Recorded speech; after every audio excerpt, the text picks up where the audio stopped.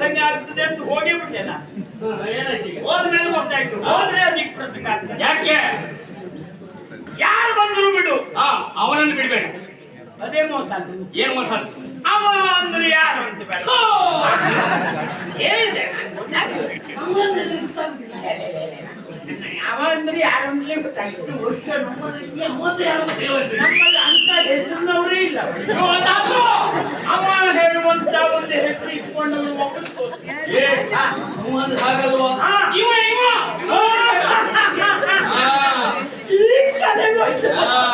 ಅವ ಅಂದ್ರೆ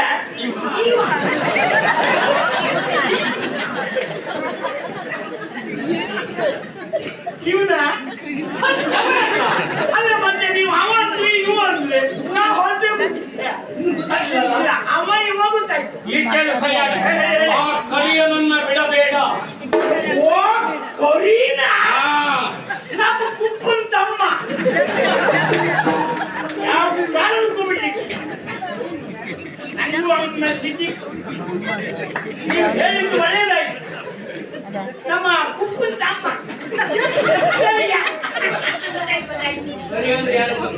ಅದೇ ಅವ ಎಷ್ಟೊತ್ತಿಗೆ ಮೂಡಂಬಿ ಬಾಗ್ಲಾಕ ಹೋದ್ನೆ. ಅದೇ ಕುಪ್ಪನ್ ತಮ್ಮ. ಹೌದು.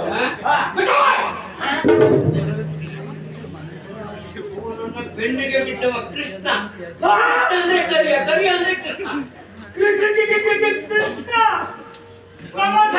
ಸಣ್ಣ ಹೊಡೆಯಲು ಅಲ್ಲ, ಸಣ್ಣ ತಗಿಯಲ್ಲ ನೀನು. ಯಾಕೆ ನಿಮ್ಗೆ ಏನು ಹೇಳಿದೆ? ಏನು ಕುಪ್ಪನ ತಮ್ಮನ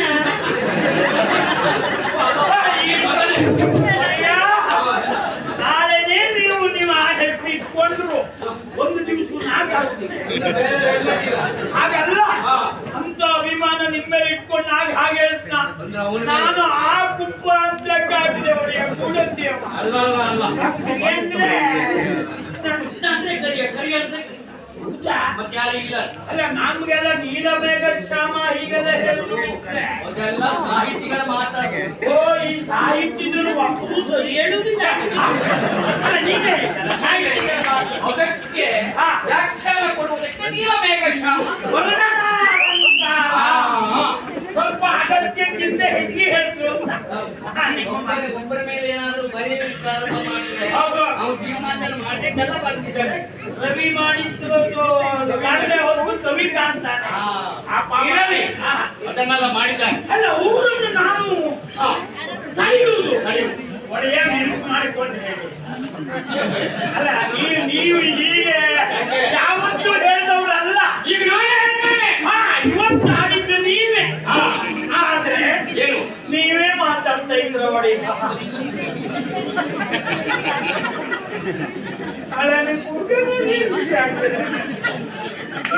ನಾನೇ ಮಾಡ್ತಿದ್ದೆ ಮೈ ಮೇಲೆ ಅಂತ ಬಂದಿದೆ.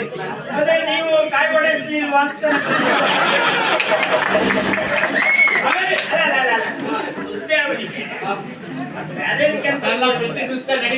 ದಿವಸ ನೀವು ಸಭಾಸ್ಥಾನಕ್ಕೆ ಬರುವ ಮೊದಲೇ ಅನುಷ್ಠಾನ ಅದೆಲ್ಲ ಮುಗಿಸಿ ಬರುವಾಗೆಲ್ಲ ಮಾಡಿ ಬರುತ್ತಪ್ಪ ನೀವು. ಇವತ್ತೆಂತ ಅದಕ್ಕೆ ಹೇಳಿದ್ದು ಅಲ್ಲ ನಂಗೆ ಗೊತ್ತುಂಟು. ಎಲ್ಲ ಕೂಡಲೇ ಹೇಳಿದ್ರು ಮತ್ತೆ ನಾ ಹೇಳಿದೆ ಪ್ರತಿಯೊಂದು ಏನಾಗ್ತಾರೆ ನಿಮ್ಮ ಬಗ್ಗೆ ಏನಂತಾರೆ ಅಂದ್ರೆ ದೇವ್ರ ಕೈ ಹಿಡಿದು ನೀವು ಒಬ್ಬರೇ ಅಂದ್ರೆ ದೇವರನ್ನಷ್ಟು ನಂಬಿ ವ್ಯವಹಾರ.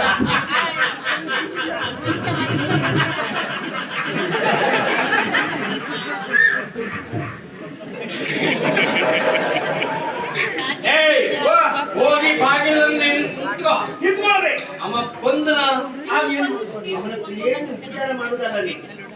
ಸಣ್ಣ ಹೊಡೆಯಲು ಬಂದು ನಾನೇನು ಇದು ರಾಜ ಉಪಚಾರ ಮಾಡ್ಲಿಕ್ಕೆ ನಿಮ್ಮ ಆಚೆಯಾಗಿ ನಿಂತು ಬಿಡ್ತೇನೆ. ಬಂದ ತಕ್ಷಣ ನಿಲ್ಲಲಿ. ಅವನನ್ನೇ ಮುಚ್ಚಿ ಬಾಯ್.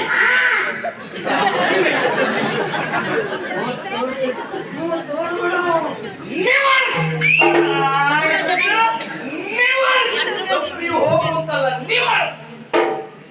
ನಾನು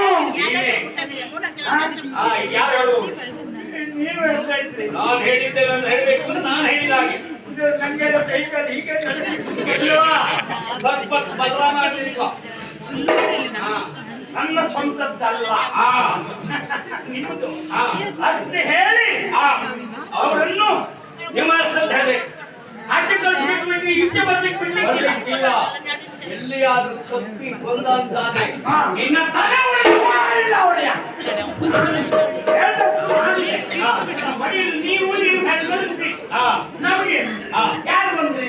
ಹೌದು. ನೀವು ಯಾರು ಬಂದ್ರಲ್ಲ ಅವ ಬಂದ್ರೆ ಮಾತ್ರ ಯಾರು ಬಂದ್ರು ಬಿಡ್ಬೇಕು. ಬಿಡುವುದೇ. ಅವ್ರು ಬಂದು ಇಷ್ಟು ಹೇಳಲೇಬೇಕು. ಹೇಳಲೇಬೇಕು. ನಮೋ ನಮಃ. ತಪ್ಪಿದ್ರೆ ಹಾ. ಆಯ್ತು, ಬರ್ತಾರೆ. ಹೋಯ್ತು. ಹೋಯ್ತು.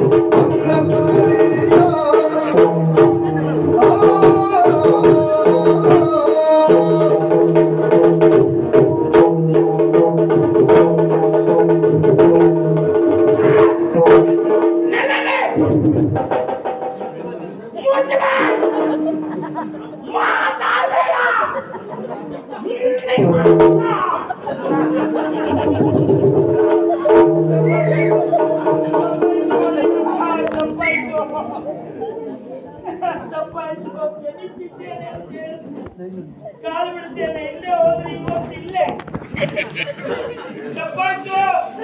ನಮ್ಮಲ್ಲಿರುವ ನಿಷ್ಠಾವಂತ ಸೇವಕರು ನಿನಗೆ ಮಾನಸಿಕ ಅಸ್ವಸ್ಥತೆ ಉಂಟಾಯಿತು. ತಲೆ ಬಿಸಿಯಾಗುವುದು. ನಿಷ್ಠಾವಂತ ಸಿಗುವುದೇ ಕಷ್ಟ. ನನಗೆ ಪಶ್ಚಾತ್ತಾಪ ಆದದ್ದು ಏನು? ಸತ್ಯ ಗೊತ್ತಾದದ್ದು ನನಗೆ ಇವತ್ತದೆ. ಏನು? ಇಂಥ ಅಣ್ಣ ತಮ್ಮ ಅಣ್ಣ ತಮ್ಮಂದಿರ ಮಧ್ಯೆ ಇದ್ರೆ ಮಾನಸಿಕ ನನಗೆ ಹೌದು ಬಳಿಯ. ಅದು ಒಂದು ಏನ ವ್ಯತಿರಿಕ್ತವಾದಂತಹ ಭಾವನೆಯನ್ನು ರೀತಿ ನೀತಿಗಳನ್ನು ನಿನ್ನಲ್ಲಿ ಕಂಡದ್ದು. ಯಾವತ್ತೂ ನಾನು ಬರುವಾಗ ಪ್ರೀತಿಯಿಂದ ಆಧಾರದಿಂದ ಬರಮಾಡಿಕೊಂಡು ದೇವರನ್ನ ಕಾಣುವುದನ್ನು ಏನು ಮಾಡಿದ್ದು ಅಡಿಯ? ಏನಾಯ್ತು? ಇವತ್ತು ಪ್ರಕರಣವೇ ವಿಚಿತ್ರ. ಅಂದ್ರೆ ಅಯ್ಯೋ ಪಟೋಲ್ಗ ಕೊಟ್ಟಂತ ನಿಮ್ಮ ಅಣ್ಣನ ಹೊಡ್ತಾ ನೋಡ್ಬೇಕಿತ್ತು ಇವತ್ತು. ಏನಾಯ್ತು? ಅವ್ರ ಆರ್ಭಟ ಅವ್ರಿಗೆ ಏನು ಅಂತ ಹೇಳಿದ್ರೆ ಮಂತ್ರಿಗಳ ಹಾಗೆ ಅಷ್ಟಪ್ರಧಾನ ನಿಮ್ಮಲ್ಲಿದ್ರು. ಆದ್ರೆ ಇದ್ದವರಲ್ಲಿ ಪಾಪ 7 ಜನ ಹಿಂದೆ ಇದ್ರು, ಮುಂದೆ ಬರ್ಲಿಲ್ಲ. ಯಾಕೆಂದ್ರೆ ನಿಮ್ಮ ಅಣ್ಣನ ಆರ್ಭಟ. ಪ್ರಧಾನಮಂತ್ರಿಗಳೆಲ್ಲ ಮಾತಾಡಿದ್ರು.